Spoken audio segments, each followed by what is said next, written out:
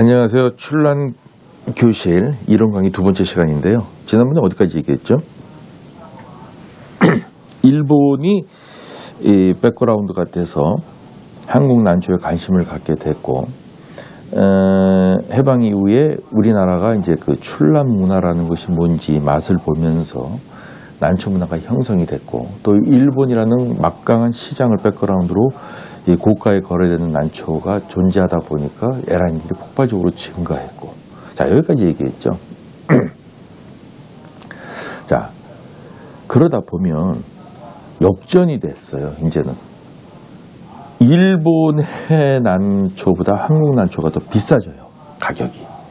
그래서 일본 내에서도 한국 난초를 더 알아줬고, 물론 품종이 더 좋았다고는 해요.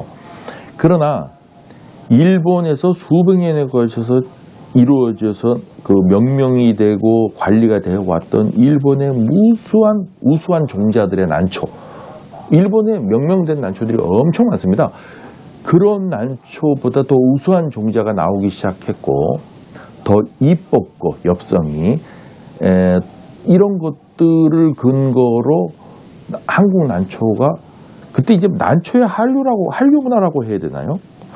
난초 한류? 하여튼 어쨌든 간에 자기네들이 갖고 있는 일본 난초보다 좀 못하더라도 가격은 더 비쌌어요. 그래서 한국 난초를 찾기 시작한 거예요. 일본 내에서 모든 에란인들이. 그때 당시에는 일본의 에란인들의 숫자는 어마어마했습니다. 난문화의 전성기죠. 자, 그러다 보니까 한국에서 돈을 벌기 위해서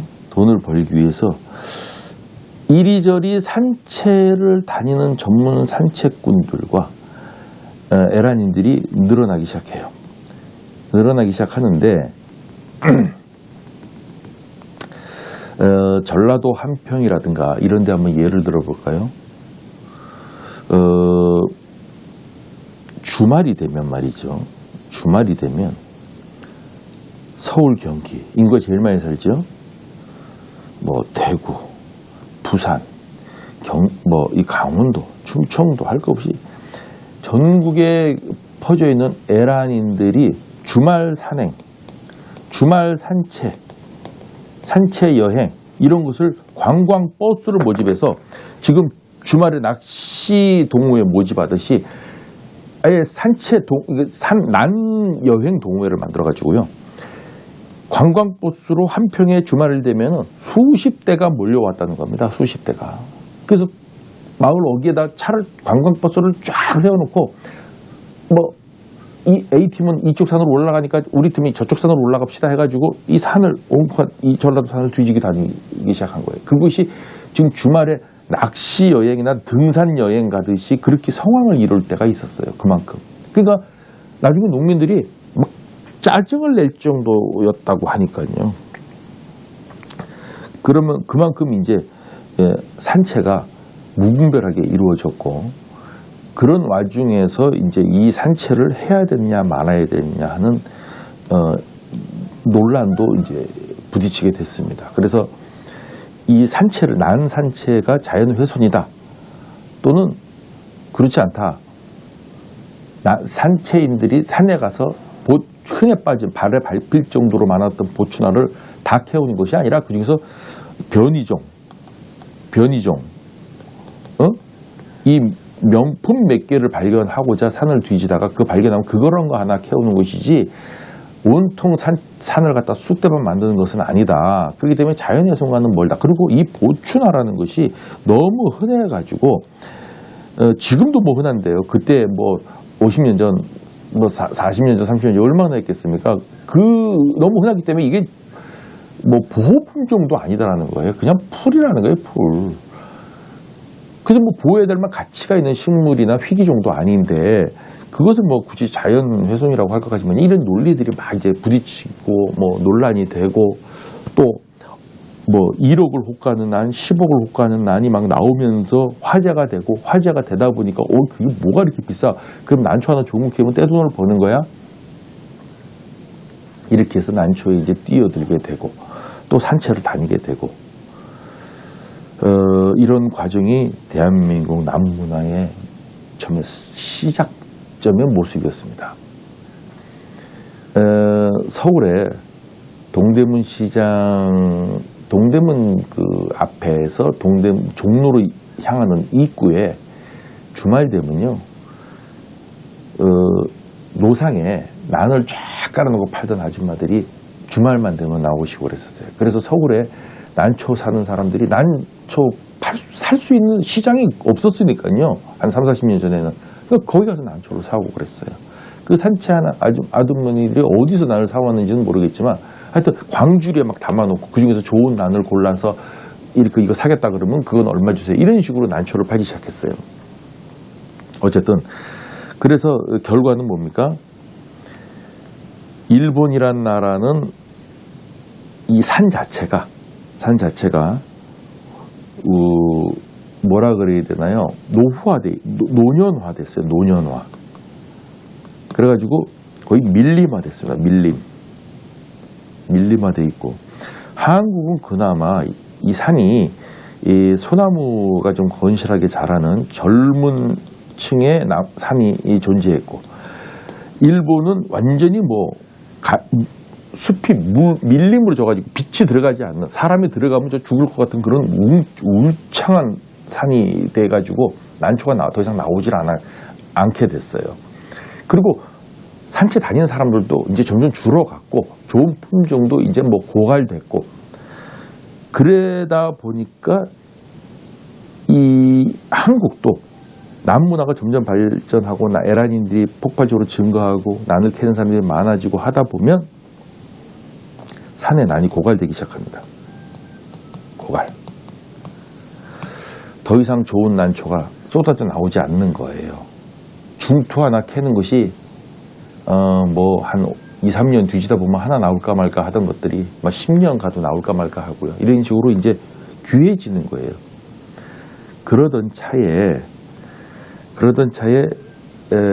한 40년 전, 30년 전, 정확하게 어떤 시점이라고 특정 짓기는 상당히 어려운데, 이 난초를 알던 이 상인들 중에 몇몇이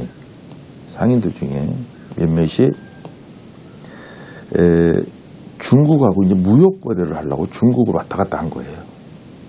보따리상도 있었고요. 다른 이유로 사업차 중국을 왔다 갔다 하는 경우도 있었고 등등 여러 가지 경우가 이제 발생했는데, 그 중에 이제 난을 아는 사람이 한두 명씩 끼어 있었겠죠. 그래서 이 일본을 중심으로 이 부산 경남 일대를 중심으로 같은 위도선상에 있었던 이쪽의 중국 지역에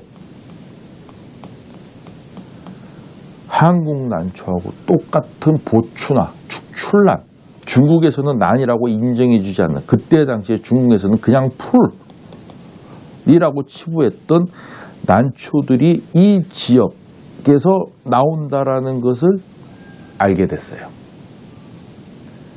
그때는 여기 가려면 교통편이 안 좋아가지고 정말 어려운 지역이 많았거든요.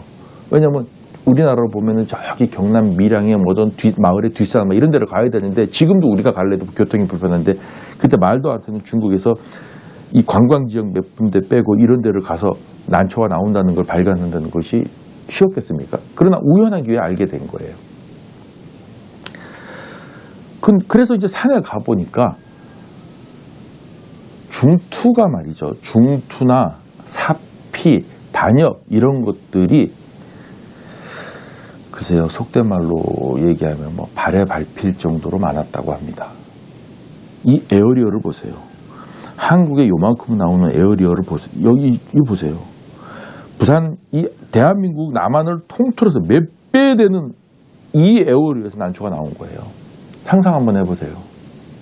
그 얼마나 막대한 에어리어에서 얼마나 많은 양의 출란, 또는 얼마나 많은 품종들의 출란들이 이 산속에서 그냥 풀로 치부되면서 자라고 있었는지를. 그래서 몇몇 개를 난초를 가지고 한국에 와서 팔아보니까 고가를 받을 수 있었던 거예요. 속된 말로 이제 중투. 당시에 중국에서 지금 우리나라 돈으로 뭐 한 두세 쪽 되는 거,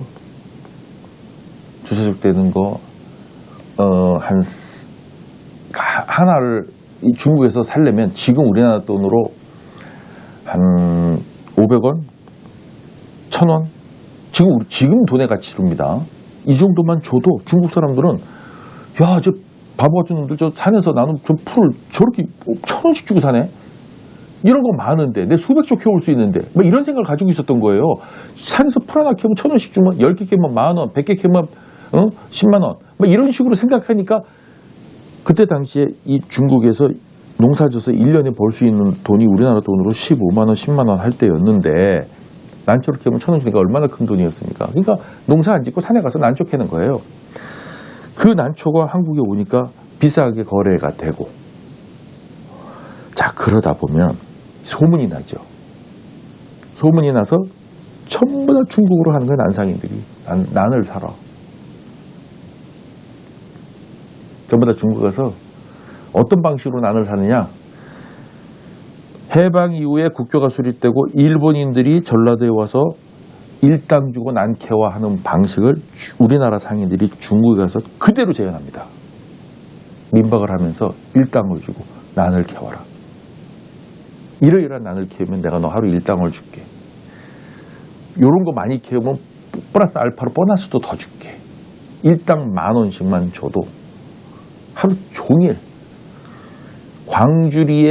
등의 광주리에 이지 못할 정도로 많은 양의 사피, 중도, 인문이종이나 꽃이 빨갛게 피는 색화나 이런 것들을 등에 지고 올 정도로 많았답니다.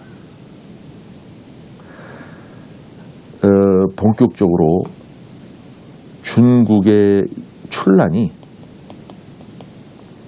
한국으로 건너오게 된 계기가 그렇게 시작이 됩니다. 아주 우연한 기회에. 제가 뭐 이름도 잘 압니다만은 여기서 이제 제가 뭐 그 초창기 1세대 멤버와 2세대 멤버들의 이름을 굳이 여기서 뭐 거론할 필요는 없을 것 같고요. 중국에 이제 난이 들어온다. 오늘 여기까지만 설명을 좀 드릴게요. 이 다음 시간에는 이 중국 난초가 한국에 와서 겪는 고통들이 있어요. 겪는 고통들. 어떤 고통인지 아시죠? 중국 난초와 한국 난초의 구별법, 뭐 이런 것들이 생기기 시작해요. 구별법. 그래서 중국 난초는 안 돼. 한국 난초가 아니야. 싸구려야. 품종이 안 좋아. 한국 난초는 중국 난초하고 달라. 이렇게 해서 구분해야 돼. 뭐 이런 구별법들이 나오면서 중국 난 구별 전문가들이 나오기 시작하고 이 전문가들이 대우받고 강의도 다니고 자문 역할도 하고 이러면서